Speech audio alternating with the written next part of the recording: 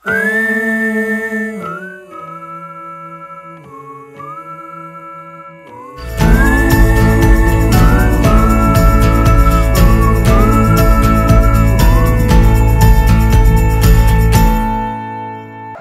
po sa inyo. Naku po, ay kinatutuwa ko na maging bahagi ng isang dog breeding facility dito sa Conversations with Father Jerome SVD. At ang tinutukoy kong mga dogs ay itong tinatawag nating Giant Poodle. At kasama ko po rito ang caretaker at saka ang trainer dito sa Web Loafer Dog Breeding sa Barangay del Mundo, Mansalay Oriental, Mindoro. Magandang araw po sa iyo, Leia. Magandang araw po, Father. Ako po si Leia Vicente, dog handler po dito sa Web Loafer Kennel, which is kennel medical tech, and then caretaker po sa buong facilities dito sa Web Loafer Dog Breeding. At ilang Giant Poodle ang naririto ngayon sa facility nyo ngayon? Nasa 180 plus po ang aming bilang ng Giant Poodle dito. At meron pang ibang uri ng mga aso naririto? Yes po. Ano pa? Meron po kaming Great Dane, Cocker Spaniel, English Springer, Toy Poodle, Chihuahua, Alaskan Malamute. At ang dami pa? Yes po, masarap po. May askal din ba rito? Wala po. Naku, utang na loob, wala kang Pinoy, no? Samantala, katabi rin namin ang trainer, si Sir Lester. Magandang araw, Sir Lester. Magandang araw po. At anong pinaka-training na fundamental na binibigay mo sa kanila, Lester? Sa umpisa po, yun po yung basic obedience po. Obedience. At talaga bang obedient tong mga Giant Poodle na ito? Opo, opo. Lester, ikaw ang trainer ng mga Giant Poodle. Ano bang training sa mga trainer na tulad mo? Ano po? May training ka din? Tinetrain din mo opo, kayo? Opo.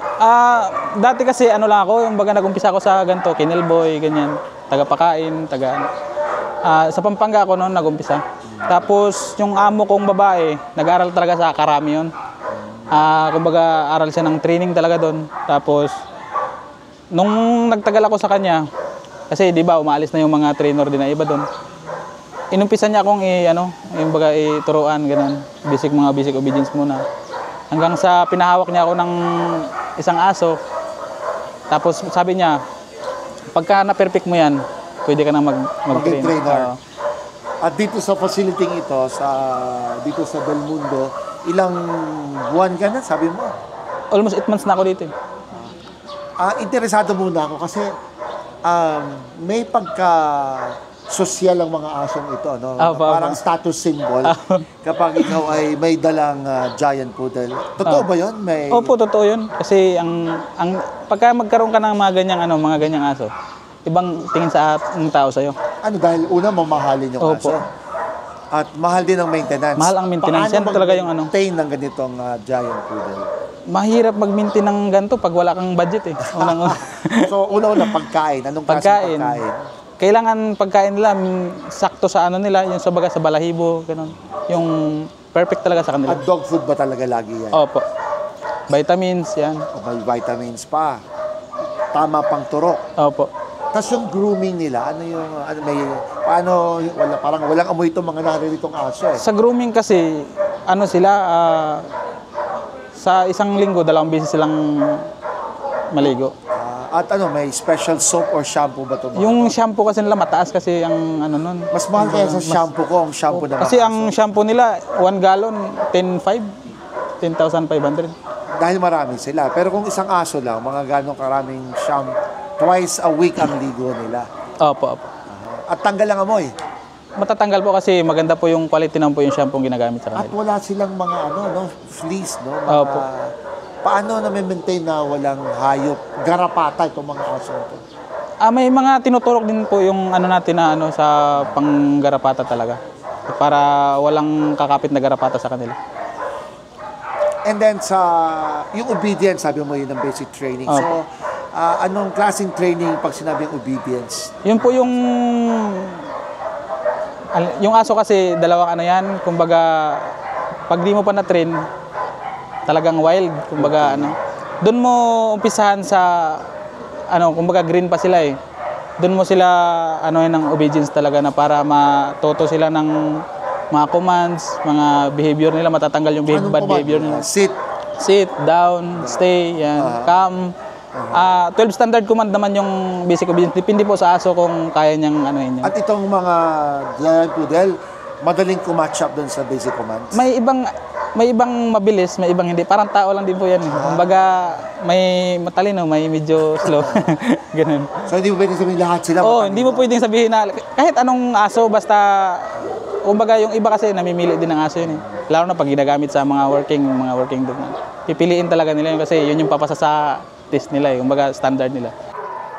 Paano nyo pinangangalagaan ang napakaraming aso dito sa inyong dog breeding facility? Nako. Di bali po, nandyan na po yung proper grooming everyday. Tapos, nandyan na din po yung pag-expose namin sa direct sunlight para po ma-maintain yung health issues ng mga bawat aso po dito sa aming facility, which is Weblaw for dog breeding facilities po. That's Father. Ay, anong pagkain ng mga malalaking Giant Poodle na ito? Bali po, ang food nila ay special dog food adult. Yun po yung mga for adult dogs po. Yun so po dog food talaga? Yes po. At nakakakonsumo to ng gaano karaming Di bali dog po, food? Ang isang aso? Sa buong dogs po, ang base po sa namin, inventory, 4 na sako po sila for days sa mga adult po. Then, hindi sa isang aso? Hindi po, sa lahat na po ng yung dogs. lahat ng aso nyo rito, 4 na sako? Opo, 4 na sako. Naku, pagkalaki. At dahil anong amount naman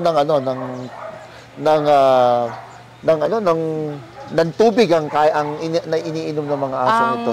Mga dogs po namin dito, every 2 hours po, Father, binibigyan sila ng tubig.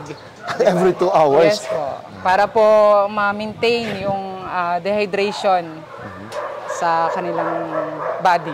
Gusto kong i-describe mo nga sa akin yung karakter nitong mga dog, itong Giant Poodle. Anong napansin mo sa kanila? Ang maganda po dito sa Giant Poodle, hindi po sila nakaka-allergy.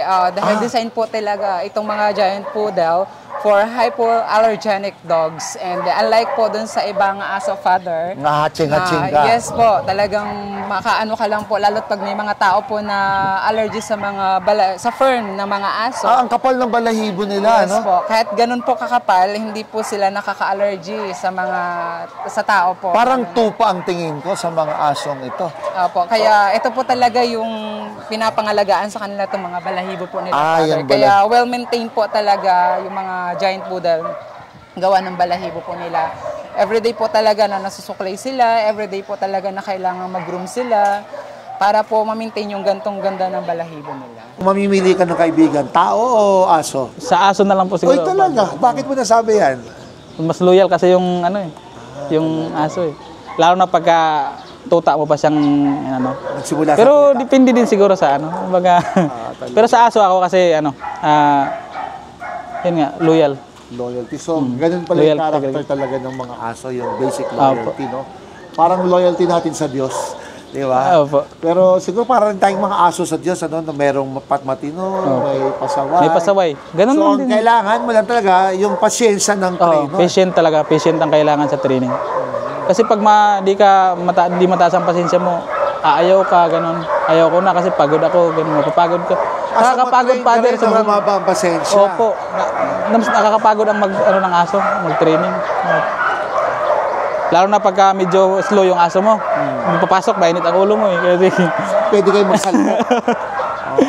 Yung nakikita ko mga tinatadyakan, sinisipa yung mga aso. Grabe na po yun. Yung baga, na po yun. Hindi na po makataroon. At nakakatrauma rin ng aso pag nasasaktan. Mahalata mo sa aso, Father, pagka sinasaktan, ilang sa'yo. Yung baga, pag isang boses mo pa lang, parang takot na sa'yo, nanginginig na eh. Pero ako kasi yung ilang sa aso kasi nakagat na ako eh. Pareho tayo, Father. Matuturuan na takot sa aso dahil 2 beses akong nakagat na mawala yung trauma ko. Una-una, Father, kailangan mo muna magkaroon ng aso. Okay. So talagang harapin ko yung takot ko. Ay, Sa aso. Mag-umpisa ka sa mabait na aso, ganun. At Wala ka bang aso sa pwede lipadan? ba ako mag-umpisa sa ano? Sa Giant Poodle, oh. Giant Poodle?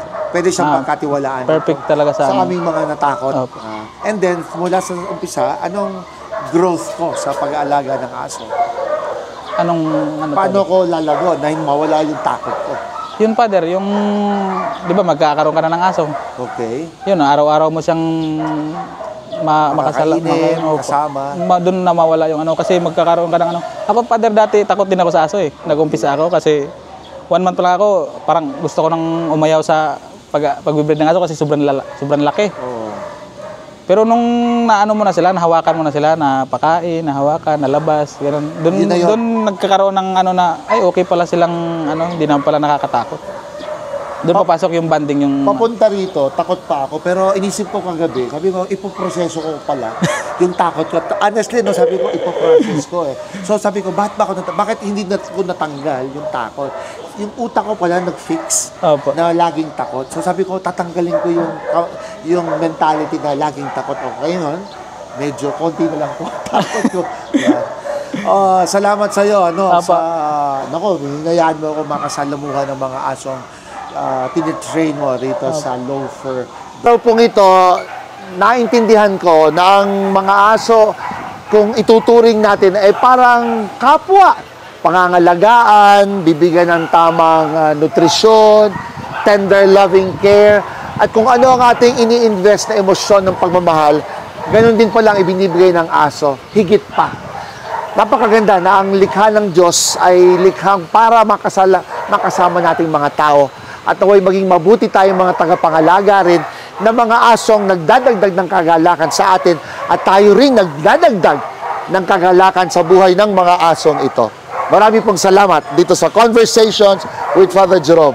Naku, nawala na yung takot ko yata. Tandaan natin, all is grace, so be a blessing. GBU, God bless you.